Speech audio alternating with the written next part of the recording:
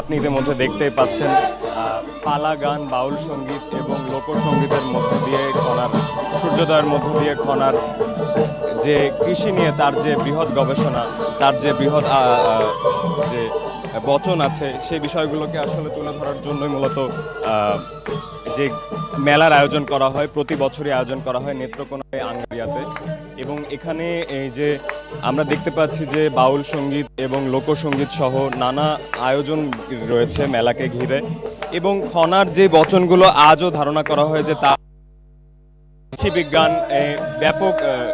দিক নির্দেশনা হিসেবে কাজে লাগে, এবং তার এই কৃষির বচনগুলোকে এবং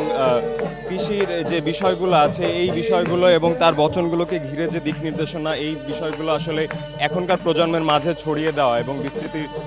যে এখনকার প্রজন্মের মাঝে তুলে ধরার এই মেলার আয়োজন করা হয়। খনার বচনগুলোকে এত বছর পরে আজও মানুষ স্মরণ করে এবং তাকে সম্মান জানানোর জন্যই তার যে বৃহৎ জ্ঞান, গবেষণা এবং তার যে বচন, সেই বিষয়গুলোকে তুলে ধরতে এই আয়োজন করা হয় প্রতি বছর। চৈত্র সংক্রান্তির সূর্যোদয় থেকে শুরু হয় এবং 24 ঘন্টা ব্যাপী এই মেলার আয়োজন চলবে। অর্থাৎ প্রায় এই সকাল থেকে শুরু হয়ে কাল পহেলা বৈশাখের সূর্যোদয়ের আগ পর্যন্ত 24 ঘন্টা ধরে এই গানের আয়োজন চলবে, এবং এখানে